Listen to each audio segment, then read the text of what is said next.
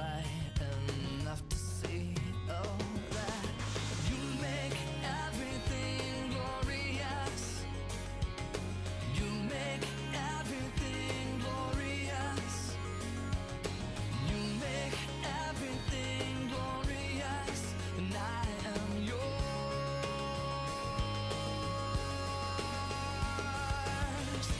From glory to glory, you are glorious.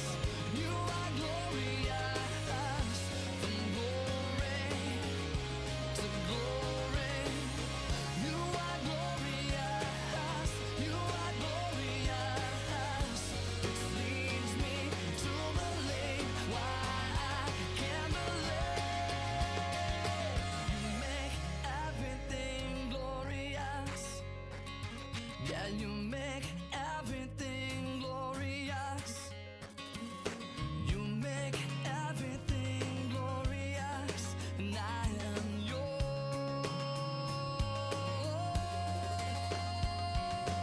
You make everything glorious. You make everything glorious. Yeah, you make everything glorious, and I am yours.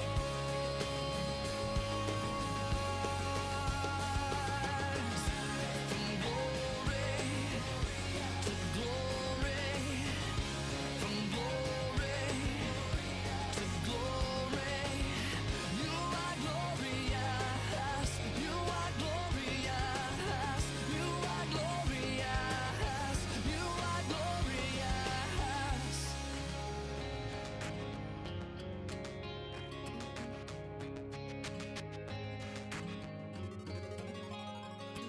Hello, hello.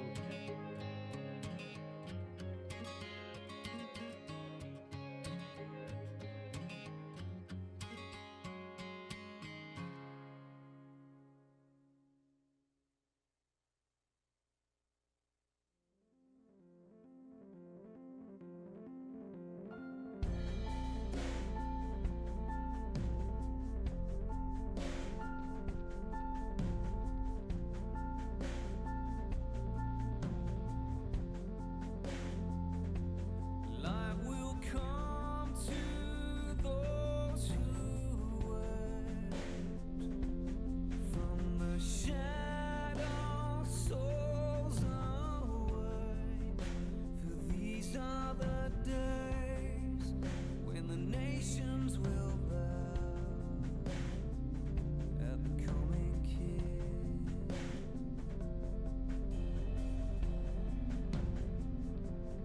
All our kingdoms fall with the mountains, and our ramparts crash into the sea.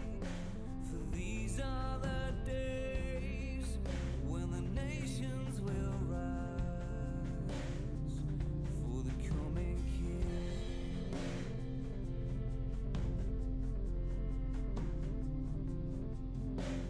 All God's children, we will sing hallelujah,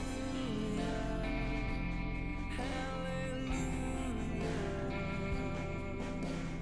All God's children, we will sing hallelujah,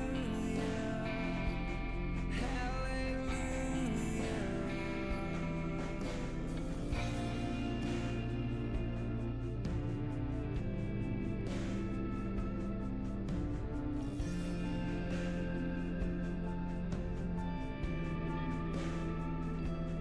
Hope will come to those who wait, as the heart of heaven breaks.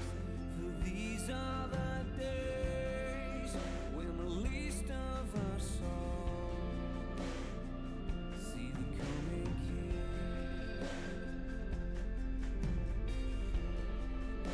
For these are the days when injustice will fall at the coming King.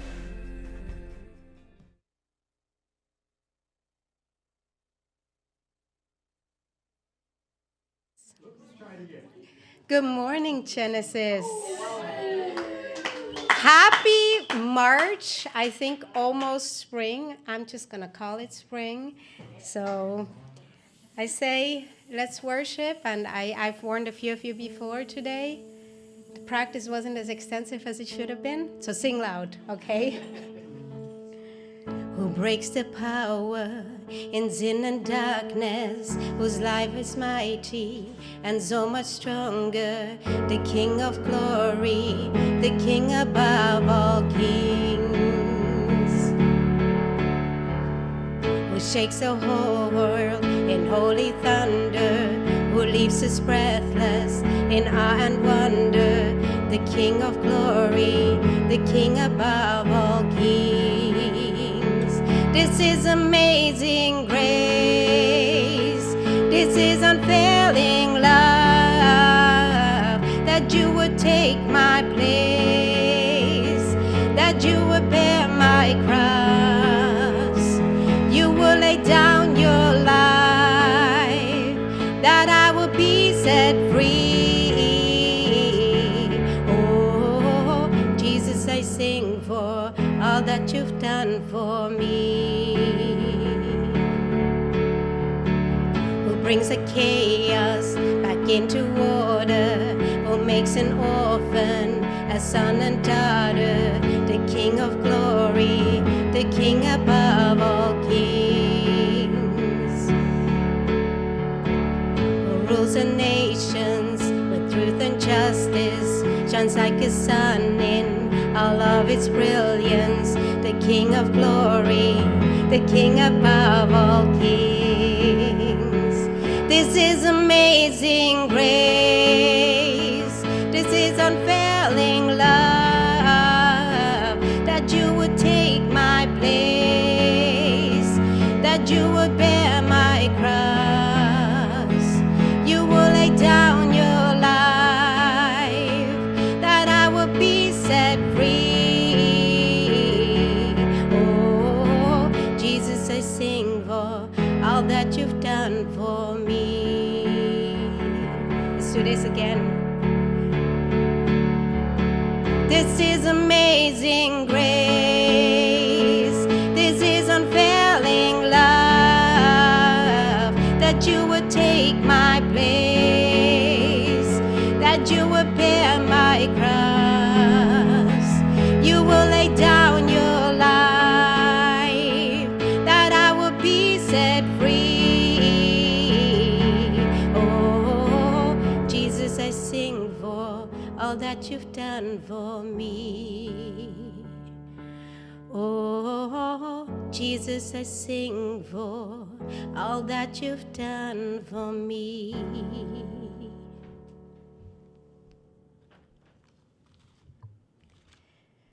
We're gonna slow it down a little bit. It's a hectic time out there, and I'm glad to be here. I'm glad to be with people that are willing to slow it down for a little bit and try to find our peace together. This is a true worship song in my eyes. Ooh, hold up 1 second. There we go. There.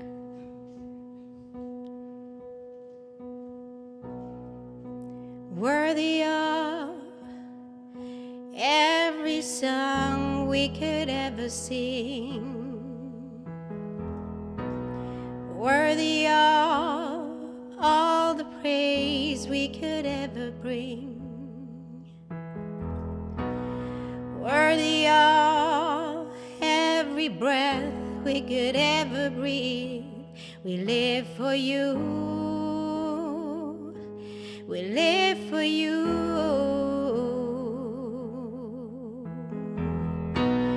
Jesus, a name above every other name. Jesus, the only one who could ever save. Worthy of every breath we could ever breathe. We live for you. We live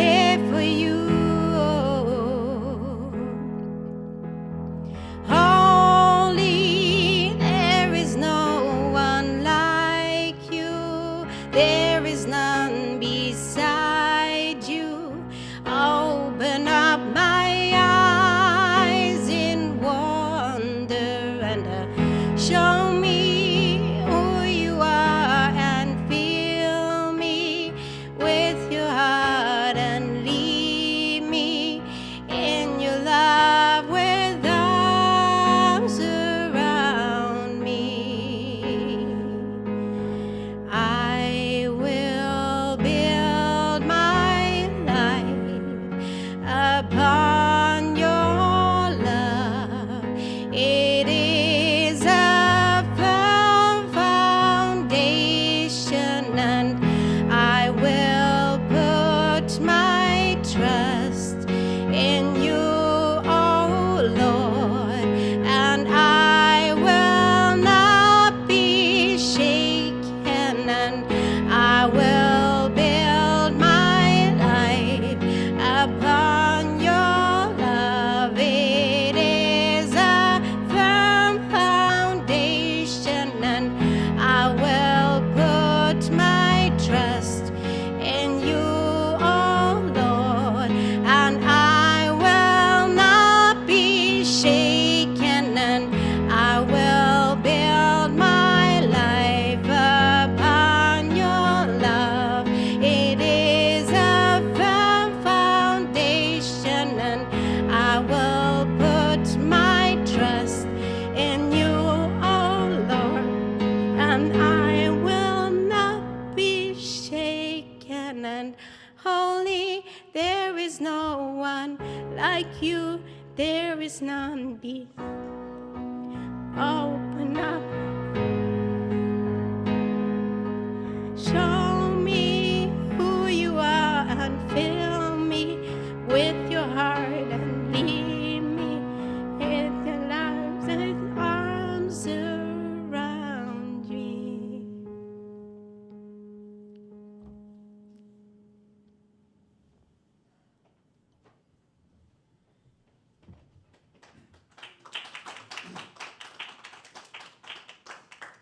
Thank you, Lydia.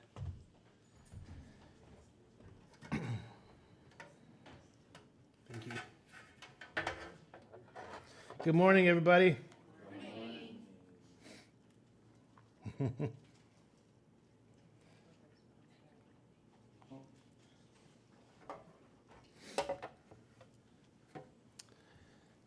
Welcome.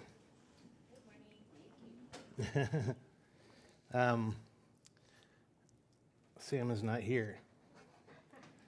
It's like the good thing about small church is like you don't really have to say stuff like that.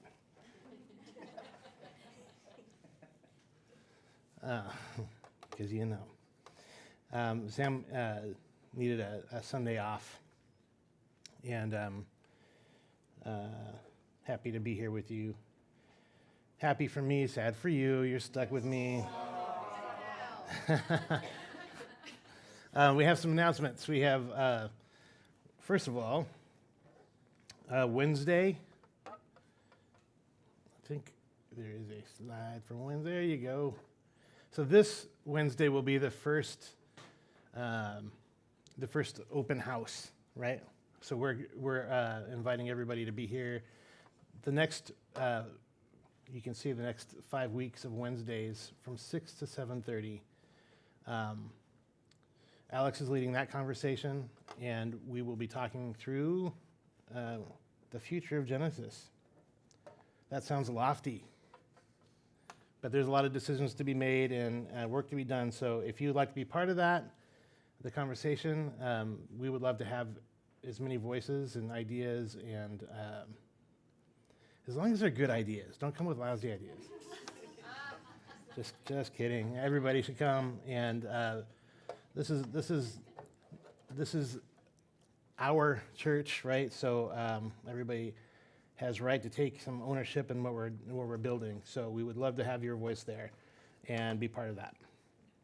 And then secondly, there's a few ways you can give to keep the doors open, and I think there's a slide for that. You guys have seen that one before, probably. If you're watching online, you can probably click some of those. Oh no, you can't click it. You can go to our website and click all you like, thegenesisstory.com, and you'll find the links there. So been a crazy week. And I feel like every time I'm up here, I say that. And then it gets crazier, and I have to say it again. There's this guy, his name is Thomas Friedman. He writes for the New York Times. And he's kind of become known as this guy. I don't read his stuff a lot. Every once in a while it crosses my feed and then I see it, but he has become known as this guy that is kind of says the thing that everyone's feeling and no one's said yet. And he has described this current era. I think his piece came out in maybe October of last year, but he said the thing that we're all feeling is, he calls it the Polycene era. The Polycene is just like, it's chaos. Everything is chaotic all the time. And we feel that in our everyday lives, even though it might be something on the world stage or something in our country or something in our state or whatever it might be. It's this chaotic time that we're going through. It's deeply interconnected.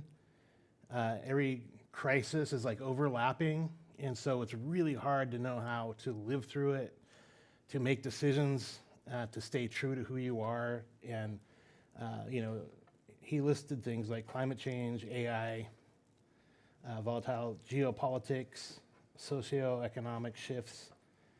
And then this last week, I made jot down a few things that I've seen happen, right? There's a new war. There's political theater everywhere you turn. There was the first time a former president sat before Congress to give a deposition about some crazy stuff.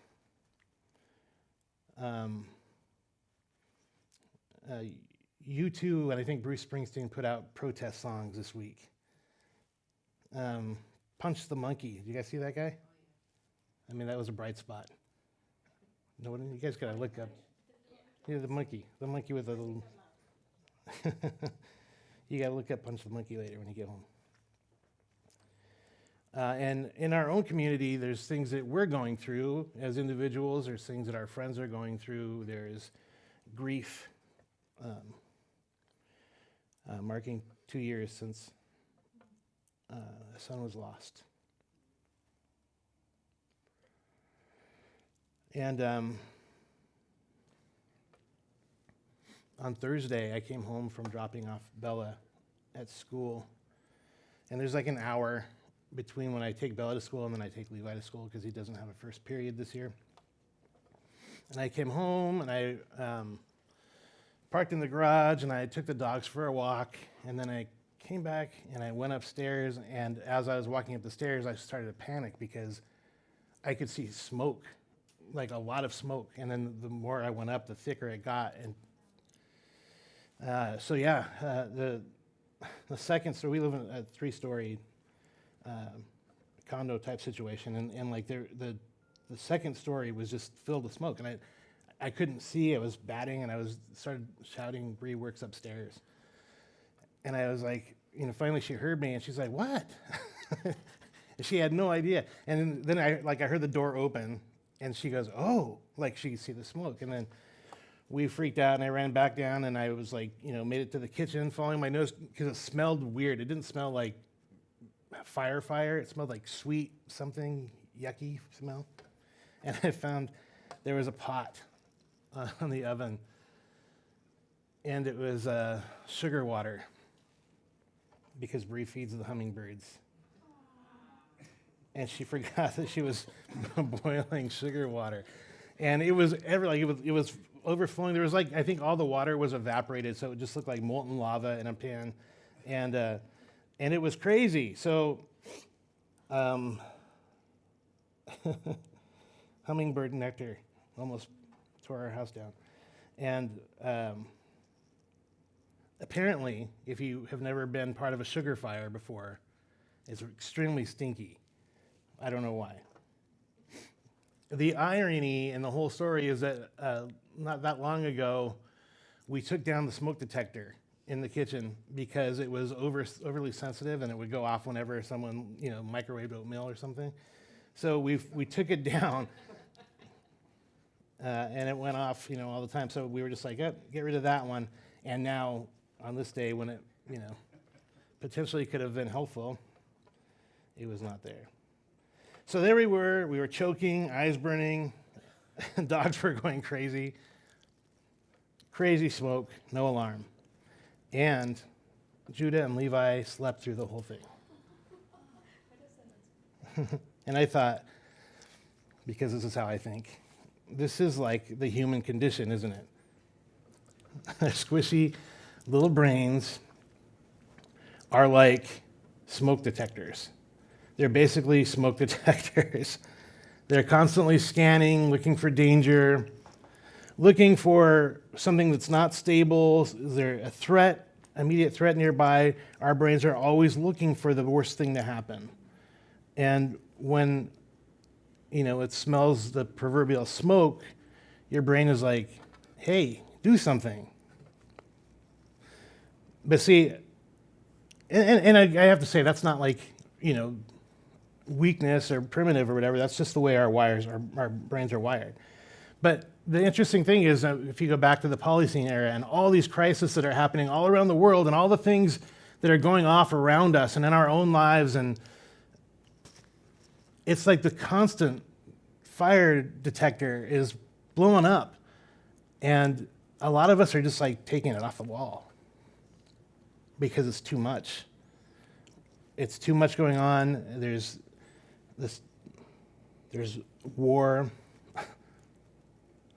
There's the whole Epstein thing.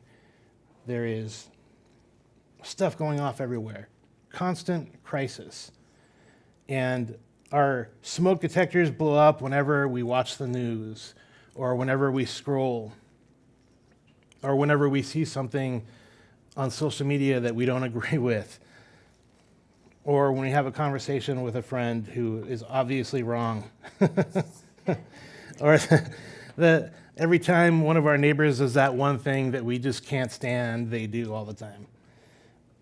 We have constant outrage, constant urgency, constant panic, and we remove the alarm.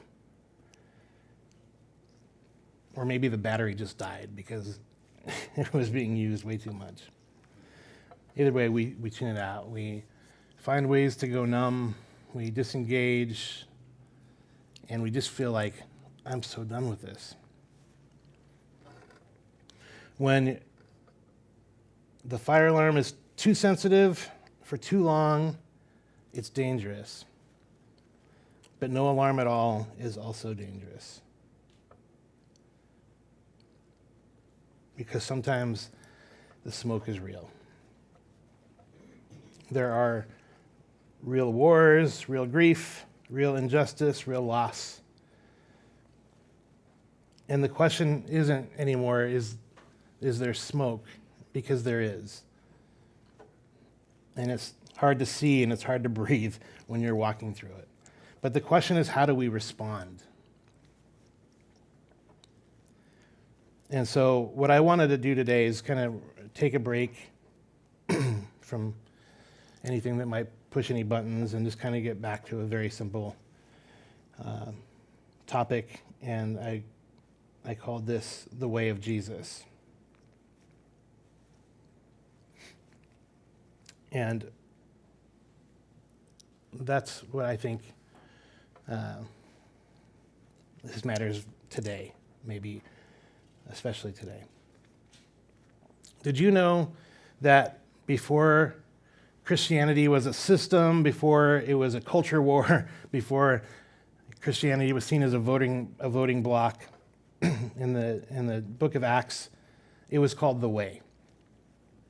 The Way. We were people belonging to the Way.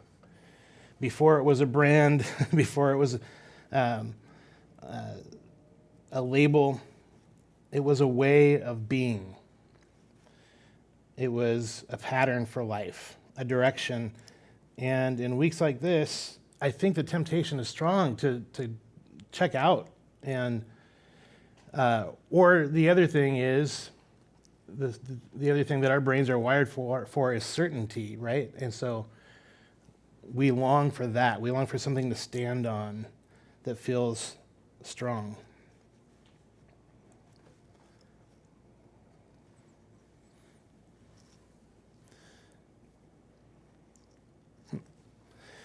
We want somebody to tell us exactly what to do, what's happening, who's the good guys, who's the bad guys. We want to know all those things for certain.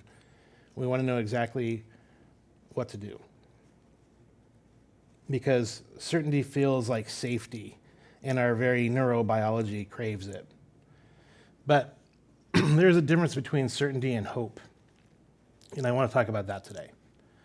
Because certainty says, I know how this goes. I know the truth. Certainty goes, I know how this is going to unfold, what it's going to look like. But hope says, even though I don't know, I know who I'm becoming. And simple point, Jesus doesn't give us, he doesn't offer GPS faith. Even though we want that, right? Even though we were like, hey, you know what, tell me where to turn in 300 feet. That's not the faith that Jesus gives. What Jesus offers is compass faith. That doesn't give you the topography or the terrain, but it does tell you which way is north. And true north, according to Jesus, in the way of Jesus, true north is love. So I want to set the scene. If you guys remember the Last Supper, in John's account, in John 13, the whole thing happens like, Jesus washes his disciples' feet.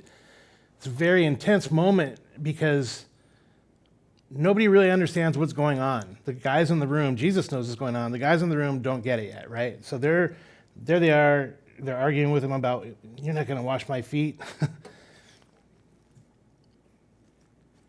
The heaviness of that moment, the foot washing, the dramatic warning of betrayal, the dipping of the bread in the oil and handing it to Judas. Judas getting up and leaving.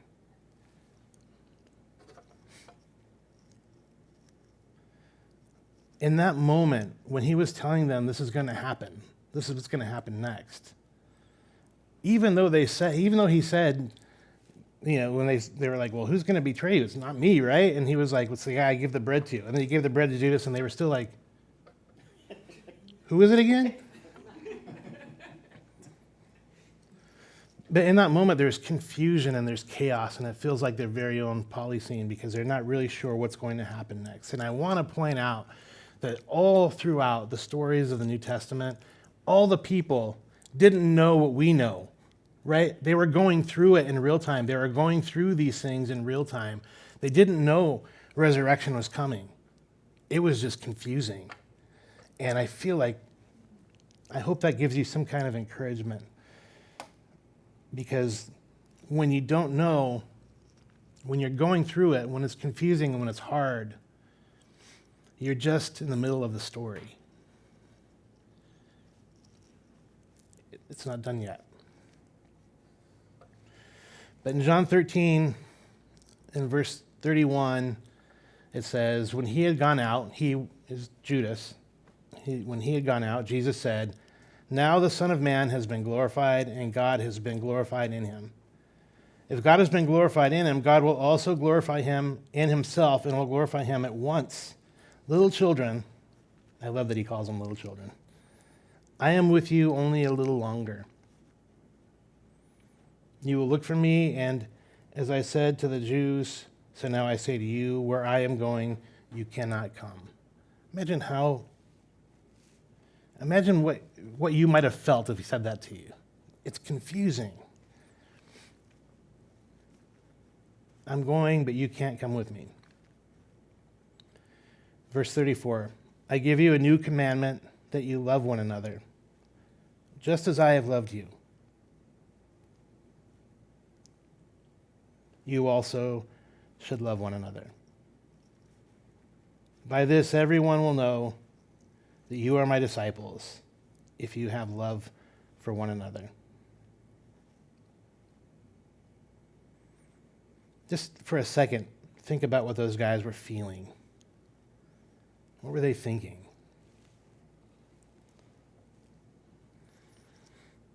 Does that apply to Judas?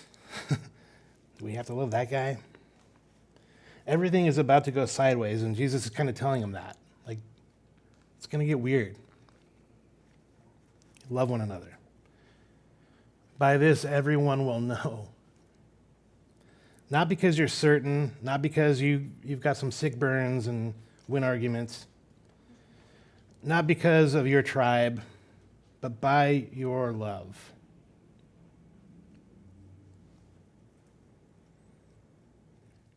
When religion collided with compassion, Jesus chose mercy. I desire mercy, not sacrifice. When the disciples wanted status and power, Jesus chose humility. The greatest among you must be servant. When religious leaders managed their image, Jesus called for integrity, called them whitewashed tombs, clean on the outside but disconnected on the inside. The way of Jesus is consistent throughout the stories of the Gospels. He chooses love, he chooses mercy, he chooses humility, and he chooses integrity. And those aren't soft values. Those are deeply rooted values. This is like ontologically, Jesus was through and through love, mercy, humility, integrity. Jesus tells a story about two builders. Both heard his words, both built houses, both experienced storms. The difference wasn't the weather or the information. The difference, well, the storm doesn't prove which house is faithful. The storm reveals what the house was built on.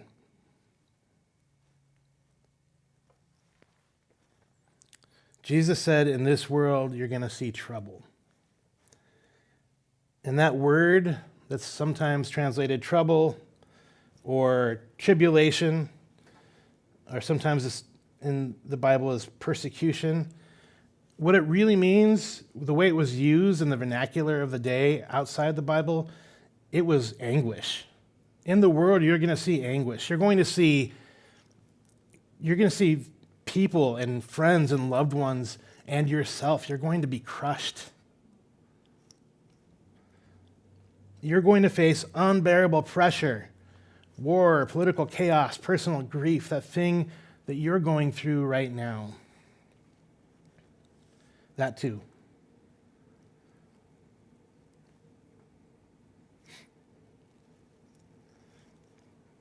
Once again, we know that resurrection is coming. We know the prison doors are going to open. We know that Lazarus is going to walk out of that tomb. But in the middle of the story, there's just fear.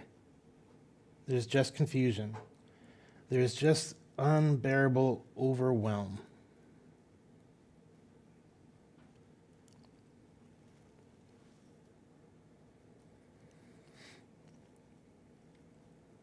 That's Holy Saturday faith. There's Good Friday, and then there was Sunday, and in the middle, that's Holy Saturday faith. That's when I don't know what's going to happen. I don't know how it's going to turn out.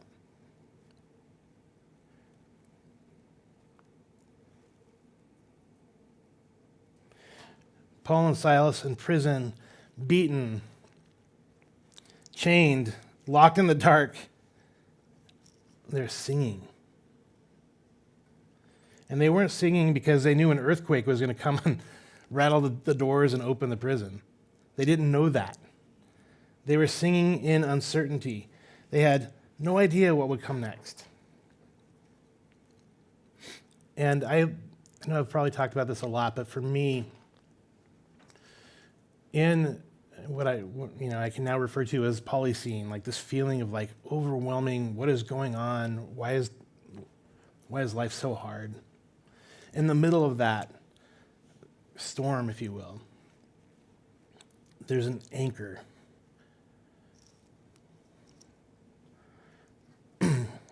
that it's an anchor to something deeper than outcome. Martha and Mary, Lazarus is dead, 4 days dead, and Martha says the thing that we might have said in our head when Jesus comes, and she says, "Where were you? Like, it didn't have to die. It didn't have to end this way. If he would just been here." And that's not, tidy theology. That's grief. That's disappointment. That's smoke when you're going up the stairs. That's in the middle of it. That's real. And then before Lazarus comes back and walks out of the tomb, Jesus weeps. Before a miracle, there's presence. Before there's a resolution, there are tears.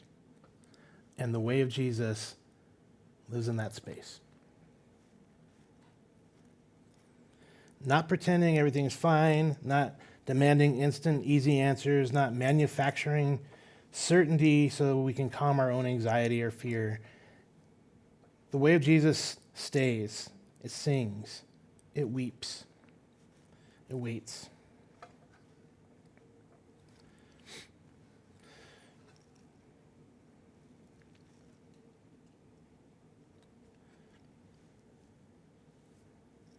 So again, when you find yourself under unbelievable pressure or grief or overwhelm, when the tension is thick, just remember, the story is still being told, and you're just in the middle.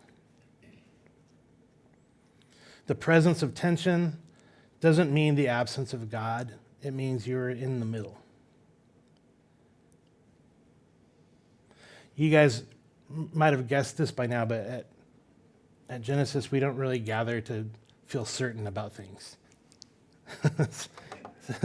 That's not the DNA. We don't do certainty so much. But we do have an anchor. Hebrews calls it hope, an anchor for the soul. And anchors don't stop the storms from coming, but they keep you from drifting into places you don't want to go, like fear or hatred or dehumanization or even certainty at the expense of nuance. And Genesis lives in that space. It's not always comfortable, but we don't rush to easy answers. We don't perform certainty to calm anxiety. But we are also not unanchored. We are anchored in love, in the way of Jesus. We are anchored in the conviction that nothing, not war, not politics, not grief, none of it can separate us from the love of God. And we might not know what tomorrow holds or how many Pauline epistles were actually written by Paul. But we know what the way looks like. Jesus modeled it. He walked through life. He wept. He grieved. He looked at people. He looked in the crowds and had compassion on them. He got mad at injustice. That's the way of Jesus. So, when there's smoke in the air, don't panic and don't take down the smoke detector, but deepen our roots. Pull tight on that anchor.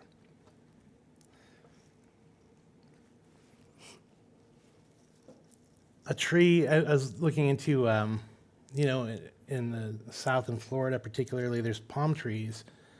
And the palm trees, I can't remember what they're called right now. And I can't believe that I even looked it up in the first place. But there's a specific name for them because they've had to evolve to withstand the crazy hurricanes that Florida has, right? So they can bend. They can bend and then they come back. Some of them just bend and stay bent. They grow that way.